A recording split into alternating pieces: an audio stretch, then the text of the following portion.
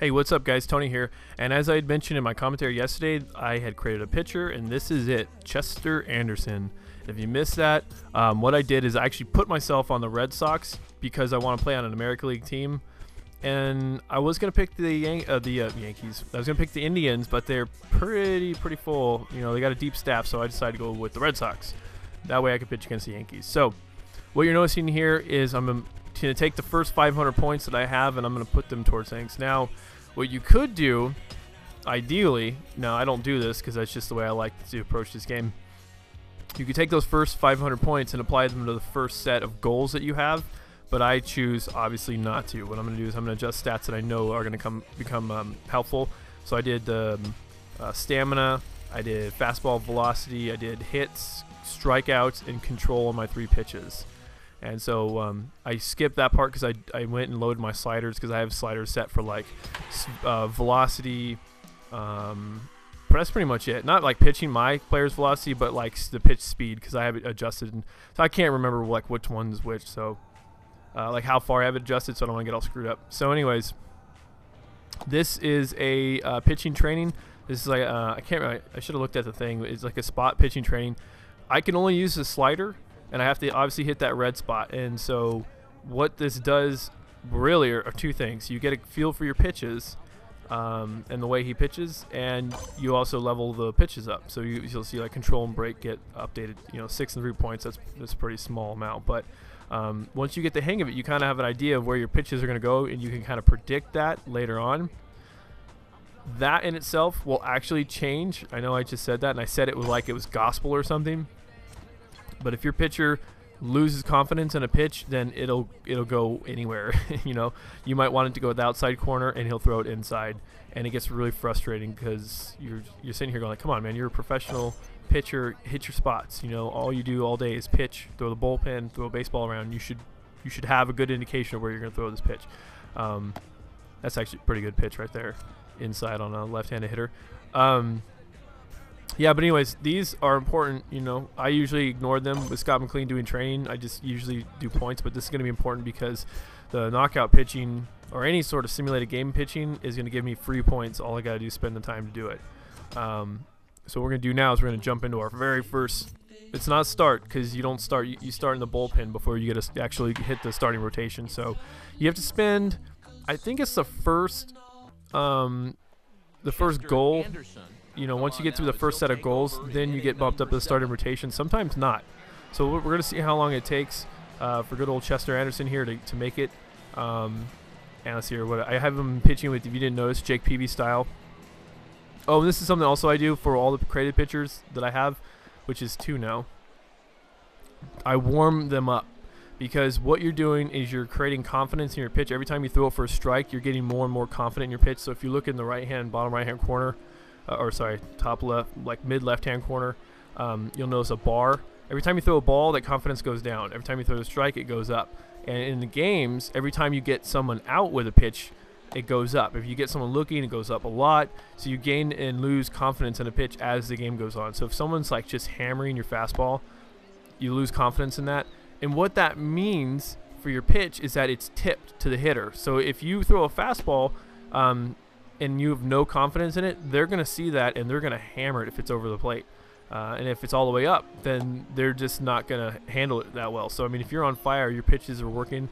Usually 3 out of your 5, if you've got 5 pitches, or 3 out of 4, or 2 out of 3, if you only have 3, will be on fire. So here we go. We are in the game, 5-1, top of the 7th, and we're losing.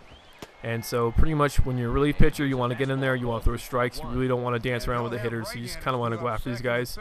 And with a 4-run deficit, you know, you're really not trying to be all that fine. It's not, the game's, I wouldn't say it's not on the line because, I mean, a 4-run lead is a 4-run lead. You want to maintain that deficit so your offense can score runs. But, you know, you're out there just to make sure these guys hit the ball, put it in play, and get out of there as soon as you can, so your guys can get hitting again.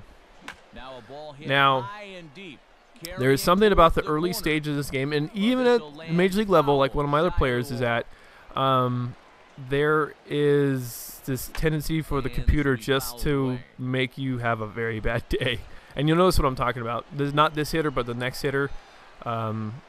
it's horrible. It was just well, this was like the start of it. This guy misses the liner, and I thought the hit was bullshit because I threw him an inside fastball, and I didn't think that was a poor batter myself because it was an inside fastball, and he got around on it. I don't know how, but he did. Oh, maybe it's not this hitter. Yeah, see, this is what I'm talking about. Like, he's gonna hit the ball. The next guy's gonna hit the ball, and they're gonna make it a really bad day. So it's this next guy who's a left-handed hitter. He hits a low and outside fastball, so I threw a low and away on him, and he drills it past the third baseman. And I was stunned because I think he was like late on my fastball, or I'm not sure. We'll have to see what happens. And this guy's 0 for 2 for the season so far.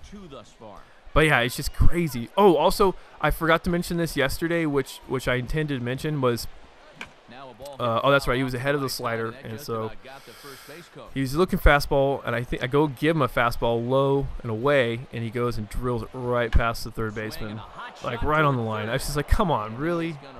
Anyways, here's what I forgot to mention. Another way you can get to the bigs, the show, faster is if you buy the performance points. And I mentioned that before. I put like $10 into the other pitcher that I have, and I put like $2 into Scott McLean. And that's not. I'm not going to do that. That's nothing. That's not something I'm going to be doing for these players because I want to show you guys how to do it through the game only. And it's going to be kind of a tedious process because it really is a grind after a while. I mean, you know, you're wondering like, when the hell am I going to get called up? Because it's, you know, really up to the organization when they want to call you up. Here, check this out. I got 1-2, curveball just missed. That is a pitch I think a normal player would swing at. So then I got to keep going after this guy. He's late on my fastball. And I think this pitch I decided to go on a slider in. He throws it away. That's what I'm talking about, the control. Sometimes you have no idea where it's going to go. And I just throw up and in on these fastball, and I nail him. Boom, strike three. Way late on that one. He knew I was. He would swear up and down that I was coming with another breaking ball, and I just was able to blow him away. And these are the things that kind of build confidence in your character. You start to get these. You get these nice strikeouts, and you gain a little confidence in your fastball, and then you're going to come after him. Really, and I've mentioned it before, and I'll probably mention it more than once when it comes to playing as this pitcher. The key is keeping the hitter off balance. If you notice the guy's late on your fastball, throw it away, you know, like I just did. Throw it high and away. Well, that's like belt high and away. He's late on the fastball, so you don't want to bring him something slow because he's sitting on an off speed. And so what I did right there after I threw the pitch, I was like, I should have done that. But hey, I got an out. He's got around, he rolled over on that slider and grounded out. So anyways, guys, that is the first appearance for my pitcher. I think I went I won 1 inning, struck out 1, walked nobody, gave up like 3 hits and earned a run or something like that. Those stats will come up here in a second. But it wasn't really the best first outing that I was hoping for, but whatever. I mean, every time this guy comes out to pitch, you know, he'll get better. And I don't know how long it's going to take before he becomes a starter, but it'll be a little bit. Yeah, 3 hits, 1 earned run, 1 strikeout, no walks. What I pitched like 21 pitches. 31 points. I can't do anything with that, so we're going to have to go wait. Just do a little housekeeping here. But then I want to show you guys what I did yesterday with the pitchers. There is overall D, velocity B, because I throw in the 90s, stamina D, control F, fielding F. What I want to do is I want to get the control and stamina up to at least a B. The fielding is like you can be a poor fielder. But anyways, you'll want to work. Those are the areas you're going to want to work on. So anyways, guys, that's it for the video. Thank you for watching. Thanks for subscribing, and I'll talk to you later.